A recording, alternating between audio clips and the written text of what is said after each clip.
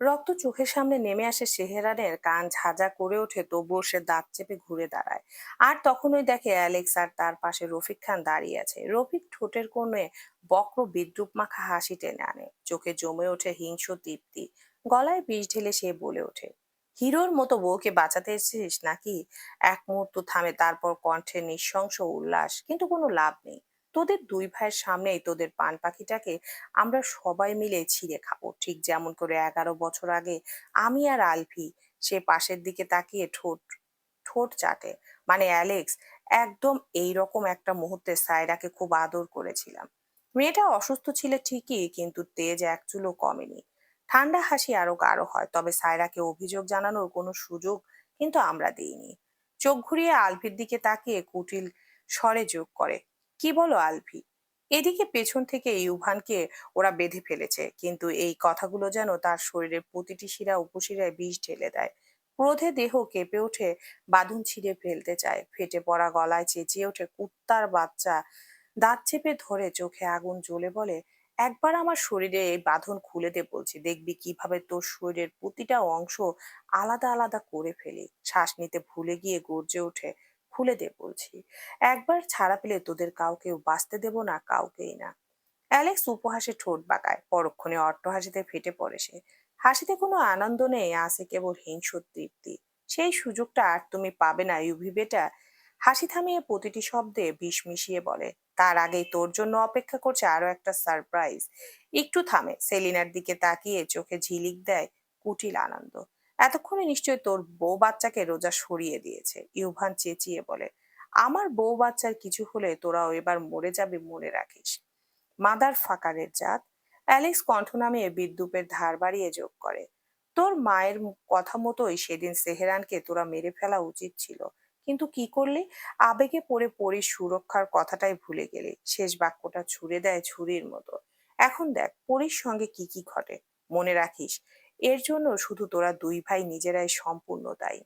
সেহরানের কাঁপতে থাকা শরীরটাকে কোনোমতো রাখে, দৃষ্টি জমে ওঠে নিঃস্ব হিমশীতলতায়। গলা নামিয়ে প্রতিটি শব্দে মৃত্যুর হুমকি ঢেলে সে একমাত্র বাক্য ছুঁয়ে দেয়, don't you dare touch her, lay a finger on her and I'd make you regret being born. Touch her and you are dead, mind it. এক মুহূর্তের নিস্তব্ধতার পর দাঁত চেপে ধরা ক্রোধের ভেতর থেকে ফিসফিস অথচ ধারালো স্বরে যোগ করে, আমার বউয়ের কিছু হলে তোদের কলিজা আমি নিজ হাতে ছিঁড়ে ফেলবো। রফিক হঠাৎ ঝাঁপিয়ে পড়ে সেহরানের উপর, অথচ আঘাতের আগেই সেহরানের ঠোঁটের কোণে ক্ষীণ একটু হাসি ফুটে ওঠে। ওদের চোখে জমে ওঠা ভয় সে স্পষ্ট দেখতে পাচ্ছে। ঠিক সেই মুহূর্তে অ্যান্ডিয়ানের সামনে এসে চেয়ারে বসে। অলস ভঙ্গিতে হেলান দিয়ে চেয়ারের সাথে তার দৃষ্টি এক মুহূর্তে গিয়ে থামে পরীর উপর, চোখে নোংরা আগ্রহের ঝিলিক। সে সেহেরানের দিকে তাকিয়ে বিদ্রুপের সুরে বলে, হেই ডুড ইউ, দেখো, আমি তোমার বউয়ের দিকে তাকিয়েছি, এমনকি তোমার সামনে ওকে বিয়ে করব, বেড পার্টনার করব। একটু থেমে ঠোঁট বাঁকিয়ে হাসে, তোমার সামনে ওকে নিজের করে নেব, তারপর দেখব তুই কতটা ক্ষমতাবান। ওর বাক্য শেষ হওয়ার আগে সেহরান শেষ শক্তিটুকু জড়ো করে এডিয়ানের দিকে ঝাঁপিয়ে পড়ে। মুহূর্তের মধ্যে তার মুষ্টি গিয়ে বসে এডিয়ানের মুখে। প্রচন্ড আঘাতে এডিয়ান পিছিয়ে যায়। সেহেরান ওকে ধরে টেনে এনে চেয়ারে সজোরে মাথা ঠুকে দেয়। রক্ত ছিটকে পড়ে চতুর্দিকে। দাঁত চেপে হিসিস স্বরে সেহেরান গর্জে ওঠে, don't trust me, mother fucker, you are a pathetic piece of shit, bloody jack, dirty bastard, son a bitch, useless bastard asshole. তোদের একজনকেও আমি ছাড়বো না। সে একের পর এক আঘাত হানতে থাকে, কিন্তু পেছন থেকে আচমকা হকি স্টিক নেমে আসে সোজা সেহেরানের মাথায় বিকট শব্দে। এইবার শরীর আর কথা শোনে না, সেহেরান ঢলে পড়ে নিচে। পরি হামাগুড়ি দিয়ে সেহেরানের দিকে ছুটে আসে, চোখের পানি গলায় আর্তনাদ, কাঁদতে কাঁদতে চিৎকার করে ওঠে। সে বুক চাপড়ায় ওর মায়ের দিকে তাকিয়ে চেঁচিয়ে ওঠে, এই ওকে মেরো না প্লিজ, মরে যাবে তো আমার স্বামী। আমাকে মারো না, এই নাও, আমাকে মারো, কিন্তু আমার স্বামীকে ছেড়ে দাও। যা করার আমার সাথে করো, কিন্তু ওকে ছেড়ে দাও প্লিজ। পরি কাঁদছে, চিৎকার করছে, আর চারপাশে দাঁড়িয়ে থাকা মানুষগুলো হাসছে। সেই হাসিতে কোনো শব্দ নেই, তবিতা সবচেয়ে ভয়ঙ্কর। ওর আম্মু হাত শক্ত করে তাকিয়ে থাকে পরীর দিকে, স্পষ্ট করে জিজ্ঞেস করে, আমার সাথে চলো পরি, তাহলে তোমার স্বামীর প্রাণ ভিক্ষা পাবে। কিন্তু পরীর কানে কিছুই যাচ্ছে না। ও কাঁদতে কাঁদতে সেহেরানকে জড়িয়ে ধরেছে শক্ত করে, যেন ছেড়ে দিলে ও পালিয়ে যাবে। আর সেহেরান অসীম কষ্টে চোখ দুটো তুলে তাকায় ওর দিকে। রক্ত ভেজা ঠোঁট কেঁপে ওঠে। নিঃশ্বাসের সঙ্গে শব্দটা ফুরিয়ে আসে ফিসফিসে ভাঙা। পরি একটু থামে সে। বুকের ভেতর জমে থাকা সেই শক্তিটুকু টেনে এনে বলে, যাই হয়ে যাক ওদের কাছে নিজেকে ছোট করিস না প্লিজ। ওদের কোনো কথায় কান দিস না। কথাটা শেষ হতেই তার হাতটা আলগা হয়ে আসে।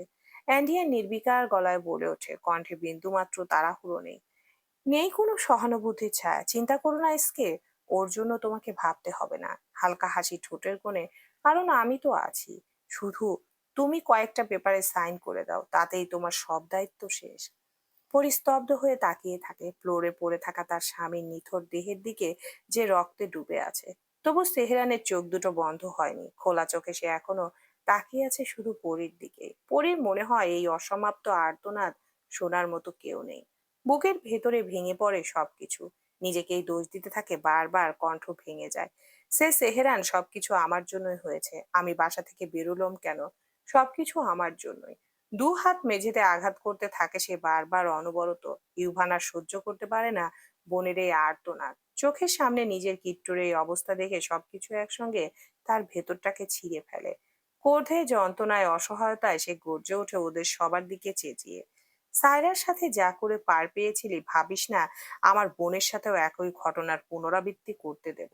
আমার অসুস্থ স্ত্রীটাকে যত না যন্ত্রণা দিয়ে তোরা দুজন মেরেছিস, আমি তার থেকেও দ্বিগুণ যন্ত্রণায় তোদের এক একটাকে সেইভাবে যন্ত্রণা দিয়ে মারবো। রফিক ইউভানের সামনে এসে চেয়ার টেনে বসে, আঙ্গুল উঁচিয়ে বলে, তাহলে তো আগে তোমাদের সেই রাতের কাহিনী জানতে হবে। কি সেজুতি? তুমি কি বলো? বলবো নাকি ওদের সবকিছু? সেজুতির মুখে তাচ্ছিল্য ফুটে ওঠে। ইউভানা সেহেরানের দিকে তাকিয়ে বলে, ওরা শুনেই বা কি করবে? সেই রাতে তো কিছুই করতে পারেনি, একজন স্বামী হিসেবে তার স্ত্রীকে রক্ষা করতে পারেনি, আর না তো একজন ভাই হয়ে তার বোনকে বাঁচাতে পেরেছে। আর খান সাহেবের কথা কি বলবো? উনি তো আমার ভাইকে মেরেই যত জটিলতা বাড়িয়ে দিলেন। কি দরকার ছিল অন্য ছেলেকে মারার, তা আবার নিজের ওই বেইমান বোনের জন্য? নিজের মেয়েকে মৃত্যুর মুখে ঠেলে দিয়েছে সম্পূর্ণ ওই বোনের উপর ভরসা করে। আর সেহেরান, শোনো, সেদিন সায়রা নিজেকে বাঁচানোর জন্য আপ্রাণ চেষ্টা করেছিল। আরিয়ান নিজেই অনেকবার কল করেছিল তোমায়, কিন্তু দুর্ভাগ্যক্রমে সেইটা আমার চোখে পড়ে যায়। আর এরপর কি হয়েছিল সেটা তো বুঝতেই পারছো। শেহনাজ আর ইউভান ক্রোধে ফেটে পড়ে। সেহেরান ধীরে ধীরে বহু কষ্টে বলে, you are a pathetic excuse for a human being. Will suffer for this mind it. আমার অমন অসুস্থ বোনের প্রতিও তুই দয়া দেখাসনি, আমিও তোদের উপর কোনো দয়া দেখাবো না, একটুও না। বাঁচার জন্য আমার কাছে জীবন ভিক্ষা চাইবি? চাইতে হবে। ওর কণ্ঠ রোধ হয়ে আসে।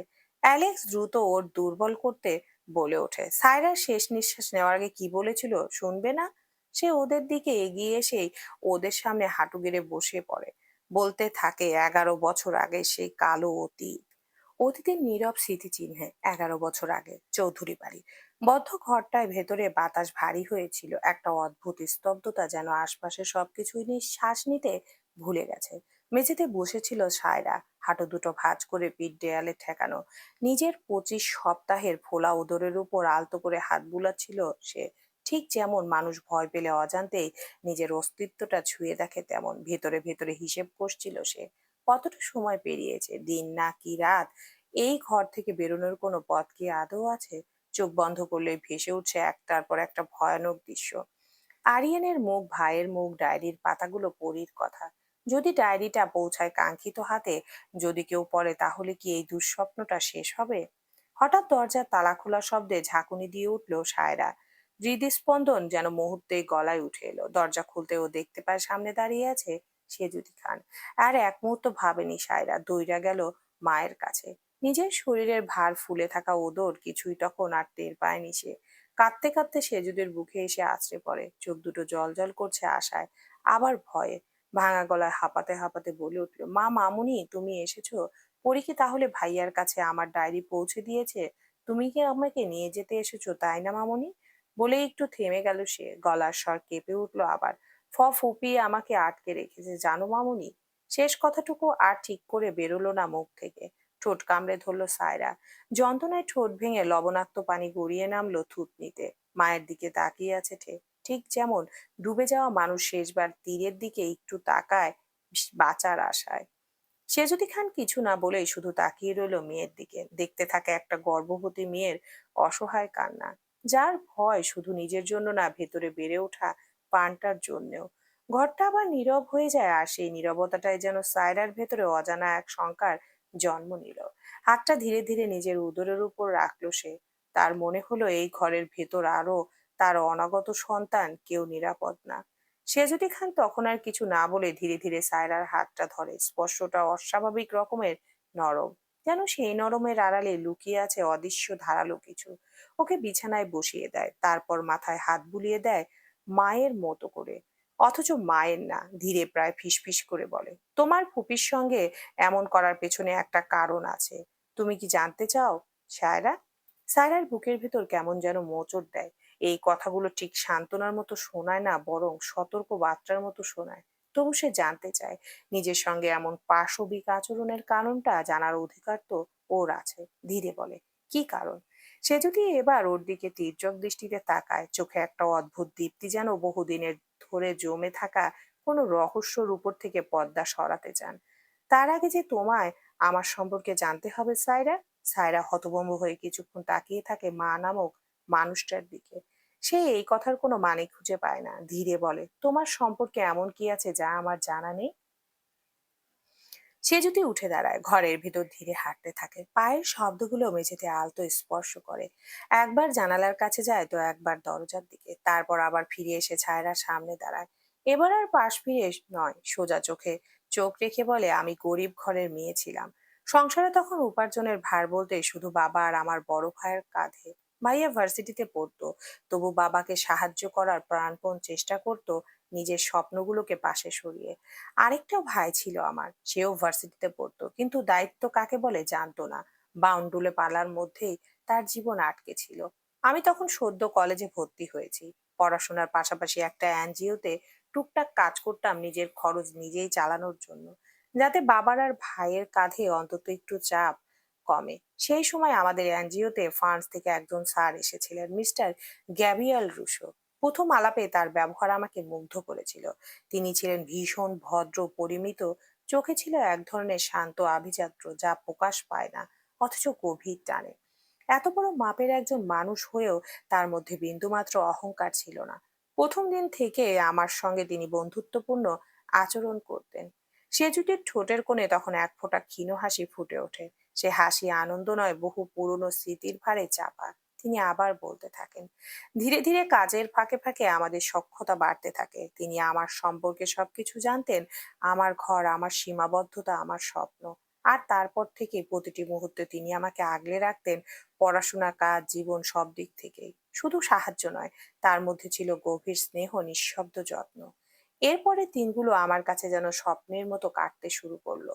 অজান্তেই আমি সেই মানুষটার উপর নির্ভর করতে শিখে গেলাম। তুমি বিশ্বাস করবে না, আমার মতো চালচুলহীন একটা মেয়ের জন্য তিনি বাংলা ভাষা পর্যন্ত শিখেছিলেন। একসময় আমাদের সম্পর্কটা শুধু মানসিক নয়, শারীরিকভাবে অনেক দূরে এগিয়ে যায়। তিনি কথা দিয়েছিলেন আমাকে বিয়ে করবেন। এর কয়েক মাসে যেতেই আমি গর্ভবতী হই। সেই দিনই ছুটে যাই তার কাছে। কিন্তু গিয়ে দেখি তিনি দ্রুত লাগেজ গুছিয়ে বেরিয়ে পড়েছেন। আমাকে দেখে তিনি আমাকে জড়িয়ে ধরেন, শিশুর মতো কেঁদে ওঠেন, বলেন তার মায়ের শরীর খুব বেশি খারাপ, এই মুহূর্তে তাকে ফ্রান্সে ফিরতেই হবে, তবে খুব শীঘ্রই ফিরে আসবেন আমাকে নিয়ে যাওয়ার জন্য। কিন্তু আমি সেদিন নিজেকে সামলাতে পারিনি। তার বুকে আষ্টে পড়ে জানিয়ে দিয়েছিলাম আমার জীবনের প্রথম মাতৃত্বের কথা। আমাদের ভালোবাসার চিহ্ন আসতে চলেছে। সব শুনে মানুষটা নির্বাক হয়ে গিয়েছিল, তবুও ভরসা দিয়ে বলেছিলেন আমি যেন তাকে অবিশ্বাস না করি, যেন তার ফিরে আসার অপেক্ষায় থাকি। তিনি কাজ ছেড়ে খুব দ্রুত আমাদের দুজনের কাছেই ফিরে আসবেন। কিন্তু এরপরের দিনগুলো আমার জন্য ভয়ঙ্কর হয়ে ওঠে। পরিবারের সবাই সব জেনে যায়। অবিবাহিত মেয়ের সঙ্গ যা হয়, এমন অবস্থায় আমার সঙ্গেও তাই হতে থাকে। সবাই চেয়েছিল আমি যেন আমার একমাত্র ভালোবাসার চিহ্নটা শেষ করে দিই, কিন্তু আমি কারো কথা শুনিনি। আমার বিশ্বাস ছিল যে মানুষটা একদিন ফিরবেই। সে আমাকে মিথ্যে বলেনি। শেষ পর্যন্ত সবাই আমার জেদের কাছে হার মেনে নেয়। এভাবে কেটে যায় 2 বছর। ততদিনে আমি এক ফুটফুটে পুত্র সন্তানের জননী। কিন্তু সেই মানুষটা আর ফিরে আসেনি, কোনো যোগাযোগ রাখেনি। পরিবারের সবার কথা মুখ বুজে সহ্য করা ছাড়া আমার আর কোনো উপায় ছিল না। তবুও কোথায় একটা বিশ্বাস তখনও বেঁচে ছিল সে একদিন ঠিক ফিরে আসবে। আমাকে তখন দূরের সবার চোখের আড়ালে রাখা হয়েছিল। বাড়িতে কি হচ্ছে কি হচ্ছে না সেসব আমি তেমন ঠিক জানতাম না। হঠাৎ একদিন খবর এলো আমার বড় ভাই আশিককে নির্মমভাবে হত্যা করা হয়েছে। তার অপরাধ ছিল এই শহরের এক নামকরা ব্যবসায়ীর বোনের সঙ্গে তার সম্পর্ক ভার্সিটির সময় থেকে। সেই সম্পর্ক কখনো পূর্ণতা পায়নি কারণ মেয়েটির অন্যত্ব বিয়ে হয়ে গিয়েছিল। অথচ এত বছর পর নাকি আবার তাদের যোগাযোগ শুরু হয়। এমনকি তাদের একটি মেয়েও আছে। এই অপরাধের শাস্তি হিসেবে সেই প্রভাবশালী ব্যক্তি আমার ভাইকে এক নির্মেষে হত্যা করে। কিন্তু সেদিন তিনি শুধু আমার ভাইকে মারেননি, মেরেছিল এক বৃদ্ধ পিতার শেষ বয়সের খুঁটিকে, মেরেছিল পুরো একটা পরিবারকে। মুহূর্তের মধ্যে আমাদের রাস্তায় বসিয়ে দিয়েছিলেন। এরপর আর কিছু বাকি ছিল না। এই ঘটনার সঙ্গে সঙ্গে আমার পুরো জীবনটাই বদলে যায়। আমার মা ভাইয়ের মৃত্যুর শোক সহ্য করতে পারেনি, তিনিও আমাদের ছেড়ে চলে যান, আত্মহত্যা করেন। এক মুহূর্তে আমাদের পুরো পরিবার ধ্বংস হয়ে যায়। আর আমার জীবন তখনও আটকে ছিল একজন মানুষের অপেক্ষায়। একদিন হঠাৎ কোনো ভূমিকা ছাড়াই আমার বাবা আর আমার ছোট ভাই এসে আমার সামনে দাঁড়ায়। তাদের চোখে তখন আর কোনো দ্বিধা ছিল না, ছিল শুধু ঠান্ডা সিদ্ধান্ত। ওরা বলল, যে মানুষটা আমার ভাইকে খুন করেছে আমাকে তাকে বিয়ে করতে হবে, নিজের ভাইয়ের হত্যাকারী আমার স্বামী হবে। কি আশ্চর্য জীবন আমার, তাই না? যেখানে শোকের শরীরে ওপর দিয়ে বিয়ে নামের কাফন চাপিয়ে দেওয়া যায়। সেজুদের কণ্ঠে তখন আর কোনো আবেগ ছিল না, শুধু শুষ্ক বাস্তবতা। এই কথা শুনে সায়রা হঠাৎ শিউরে ওঠে, তার বুকের ভেতরটা যেন এক ঝটকায় কেঁপে ওঠে। অস্থির হয়ে সে বলে ওঠে, মানে নিজের ভাইয়ের হত্যাকারীকে বিয়ে করা কি আদৌ সম্ভব? সে যদি তখনও তীক্ষ্ণ নির্বিশেষ দৃষ্টিতে তার দিকে তাকিয়ে থাকে, সেই দৃষ্টিতে মমতা নেই, আছে বহুদিন ধরে জমে থাকা আগুন। এতেই এত অবাক হচ্ছ সায়রা? কণ্ঠটা ঠান্ডা অথচ ছুরির মতো ধারালো। আগে পুরোটা শোনো। একটু থেমে সে আবার বলতে থাকে, বাবা তখন আমাকে স্পষ্ট জানিয়ে দিয়েছিলেন এই বিয়ে যদি আমি না করি তাহলে আমার ছেলেটাকে আমি আর কোনোদিন দেখতে পাবো না।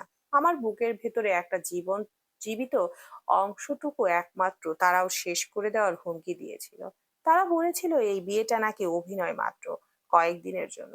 কাজ হয়ে গেলে আমি নাকি বেরিয়ে আসতে পারবো। কথাগুলো শুনে আমি প্রথমে হতভম্ব হয়ে গিয়েছিলাম। বুঝতে পারিনি এই বিয়ের আড়ালে আসল উদ্দেশ্যটা কি। কিন্তু যখন বুঝলাম তখন নিজের কাছেই মনে হলো হয়তো সত্যি মা আর ভাইয়ের জন্য এতটুকু ত্যাগ তো করা যায়। এই বিয়েটা তো মাত্র কয়েকদিনের জন্য। উদ্দেশ্য সফল হলে যতদিনে আমি বেরিয়ে আসবো ততদিনে হয়তো আমার সন্তানের বাবা আমার কাছে ফিরে আসবে, এই বিশ্বাসটুকু তখনও বাঁচিয়ে রেখেছিলাম। আমি কোনো প্রতিবাদ করিনি, কোনো প্রশ্ন করিনি, চুপচাপ মেনে নিয়েছিলাম তাদের সিদ্ধান্ত। আর হয়ে গেল আমার বিয়ে। ঠিক তখনই সায়রা আর নিজেকে ধরে রাখতে পারে না। সে হঠাৎ কথার মাঝখানে থামিয়ে দিয়ে অবাক হয়ে জিজ্ঞেস করে, কিন্তু তোমার আব্বুর সঙ্গে বিয়ে হয়েছে, তাহলে আরেকজনের সঙ্গে কিভাবে? সেজুদির মুখে এবার শব্দ করে হাসি ফুটে ওঠে। সে হাসি শুনে সায়রার বুকের ভেতরটা কেঁপে ওঠে। এ হাসির আনন্দের নয়, এই হাসি বহু বছরের ধরে জমে থাকা প্রতিহিংসার। সে বলতে থাকে, তুমি কি এখনো বুঝতে পারোনি ছায়রা? একটু ঝুঁকে সে একেবারে চোখে চোখ রেখে বলে, ওই লোকটাই তোমার পাপা, যার হাতে আমার ভাই খুন হয়েছিল। আর আমি এখানে এসেছি তোমাদের পুরো পরিবারটা ধ্বংস করতে। এক মুহূর্ত থেমে ঠান্ডা স্বরে যোগ করে, এখন নিশ্চয়ই বুঝতে পারছো আমার আসল উদ্দেশ্যটা কি? সায়রা ভয়ে চিৎকার করে ওঠে, না, তোমার কোথাও ভুল হচ্ছে। আমার আব্বু কখনো কাউকে খুন করতে পারে না। কোথাও একটা ভয়ঙ্কর ভুল হচ্ছে। কিন্তু সেজুতির চোখে তখন আর কোনো সংশয় নেই। সেখানে শুধু অটল বিশ্বাস আর বহুদিনের ধরে প্রস্তুত করে রাখা প্রতিশোধ। তার চোখে তখন কোনো দয়া নেই, কণ্ঠটা পাথরের মতো শক্ত। প্রথমে আমি ভেবেছিলাম তোমার পাপাকে হয়তো আমরা ভুল বুঝেছি। বিয়ের পর তার আচরণে একেবারের জন্য আমার মনে হয়নি এই মানুষটি কাউকে হত্যা করতে সক্ষম। বরং তার প্রতিটি ব্যবহার, প্রতিটি কথা এমন এক মাটির মতো নির্ভরতার অনুভূতি দিত, যা আমাকে নিজের বিবেকের সঙ্গে প্রতিদিন যুদ্ধ করতে বাধ্য করেছিল। আমি নিজেকেই দোষী ভেবেছি। এমন একজন ভালো মানুষ কে কি অন্যায়ভাবে সন্দেহ করেছি না? এই প্রশ্নে আমি দিনের পর দিন নিঃশব্দে ক্ষয় হয়েছি, কিন্তু সেই ভুল ভাঙার দায়িত্ব তিনি নিজেই নিয়েছিলেন। তোমার পাপা নিজের হাতে আমার সেই বিশ্বাস চূর্ণ করে দিয়েছিলেন। যেদিন আমি তাকে সম্পূর্ণ ভরসা করে নিজের জীবনের সবচেয়ে কুলসিত, সবচেয়ে লজ্জাকর অধ্যায়ের কথা নির্দ্বিধায় বলে ফেলেছিলাম, সেদিন তিনি একটুও বিচলিত হননি, বরং সমস্ত কথা নিঃশব্দে শুনে তিনি আমাকে আশ্বাস দিয়েছিলেন, বলেছিলেন গ্যাবিয়ালকে তিনি খুঁজে বের করবেন, আর আমি চাইলে এই সম্পর্ক থেকে সম্পূর্ণ মুক্তি নেওয়ার অধিকারও আমার আছে।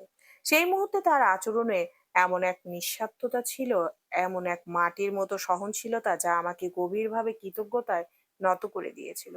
আমি বিশ্বাস করেছিলাম এই মানুষটা অত্যন্ত প্রতারণা করবে না। আর সত্যি এর কিছুদিন পরে, দীর্ঘ 2.5 বছর পর, একদিন আমার সন্তানের বাবা আমার সামনে এসে দাঁড়িয়েছিল। নিজের রক্ত মাংসের সন্তানকে দেখে সেও শিশুর মতো কান্নায় ভেঙে পড়েছিল। সেই দৃশ্য আজও আমার চোখে আগুন হয়ে জ্বলে। সেদিন তোমার পাপা আমাকে বলেছিলেন খুব শীঘ্রই তিনি আমাকে এই জীবন থেকে মুক্ত করে দিবেন। তবে শর্ত ছিল একটাই, আমাকে এই শহর, এই মানুষ, এই স্মৃতি সবকিছু ছেড়ে অনেক দূরে চলে যেতে হবে। আর এই সম্পর্কের কোনো কথা যেন কখনো কারো কানে না পৌঁছায়। সেদিন আমি বিশ্বাস করেছিলাম মুক্তি বুঝি সত্যিই খুব কাছে। এভাবে কিছুদিন কেটে যাওয়ার পর অবশেষে সেই দিনটিও এসে গেল, যেদিন সেলিম খানের সঙ্গে আমার সম্পর্কের চূড়ান্ত পরিণতি নির্ধারিত হওয়ার কথা ছিল সবার অগোচরে।